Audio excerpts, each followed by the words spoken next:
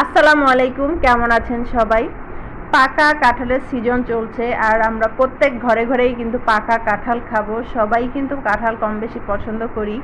আর কাঁঠালের যে কত রকমের রেসিপি আছে, কত ধরনের খাবার আছে সেটা তো আমরা জানি।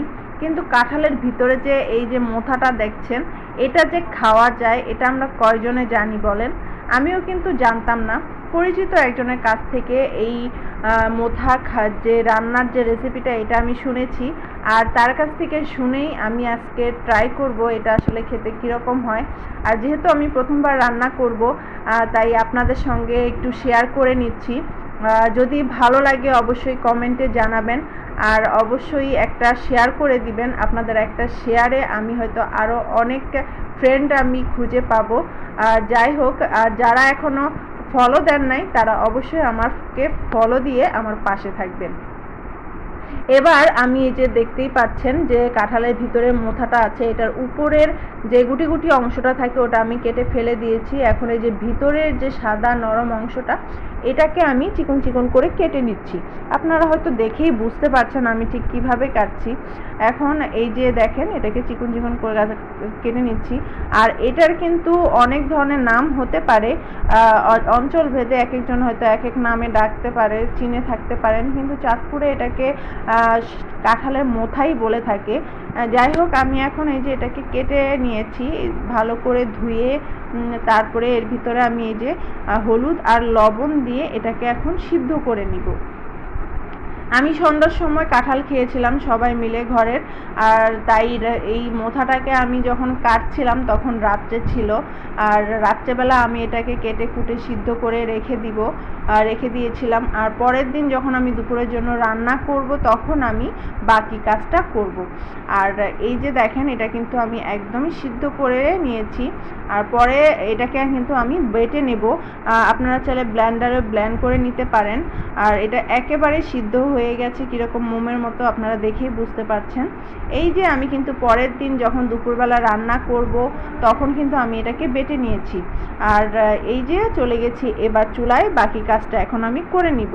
আর প্রথমেই আমি কড়াইতে তেল গরম করে তার মধ্যে পেঁয়াজ আর তেজপাতা, দারচিনি আর একটা এলাচ দিয়ে এটাকে একটু নেড়ে চেড়ে নিয়েছি। তার মধ্যে এখন দিয়ে দিলাম আদা রসুন বাটা, হলুদ গুঁড়া, মরিচ গুঁড়া, জিরা গুঁড়া, সামান্য পানি দিয়ে মশলাটাকে এখন আমি কষিয়ে নিচ্ছি। আমি কিন্তু কোনো লবণ দেইনি, কারণ যখন আমি এই মোথাটা সিদ্ধ করেছিলাম তখন কিন্তু আমি লবণ দিয়েছি, তাই আমি পরে টেস্ট করে তারপরে পরিমাণ মতো লবণ দিব। তাই প্রথমে আমি কোনো লবণ দেইনি। যাই হোক, মশলাটাকে কষিয়ে তার মধ্যে আমি সেই বেটে রাখা মোথাটা দিয়ে দিলাম।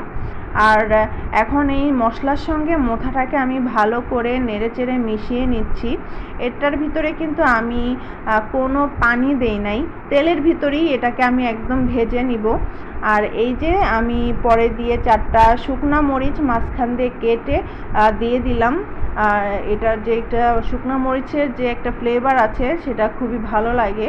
আর এই যে একটু চেক করে নিলাম লবণটা কতটুকু লাগবে, তাই পরিমাণ মতো একটু লবণও দিয়ে দিলাম।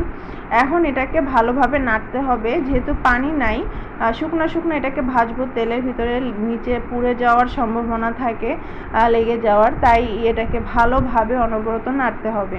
আর এই যে আমার কিন্তু এটা প্রায় হয়ে এসেছে, কড়াই থেকে কিন্তু দেখেন উঠে উঠে আসছে, কড়াইতে লাগছে না, প্রায় হয়ে গেছে। এখন এই যে এটার ভিতরে নামানোর আগে দিয়ে আমি একটু জিরা গুঁড়া আর ধনিয়া গুঁড়া দিয়ে নিব।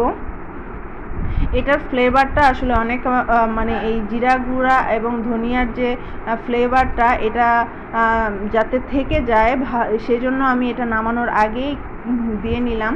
আর এখন আবার একটু ভালোভাবে নেড়েচেড়ে এগুলোকে মিশিয়ে নিচ্ছি।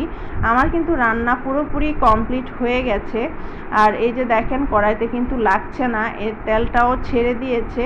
এটা তাহলে যখন দেখবেন যে এইভাবে লেগে যাচ্ছে না, উঠে আসছে কড়াই থেকে, তখনই বুঝবেন যে এটা রান্না হয়ে গেছে। যাই হোক, এটা কিন্তু গরম ভাতের সঙ্গে খেতে সত্যি অনেক অসাধারণ লাগে। আমি যে এটা রান্না করেছি রাদর বাবাকে আমি বলি নাই, খাওয়ার সময় তাকে আমি জিজ্ঞাসা করেছি যে এটা কেমন হয়েছে, তখন সে না জেনেই বলেছে না, খেতে ভালো হয়েছে। আসলেই কিন্তু এটা অনেক ভালো হয়েছে। সবাই ভালো থাকুন, সুস্থ থাকুন, আল্লাহ হাফেজ।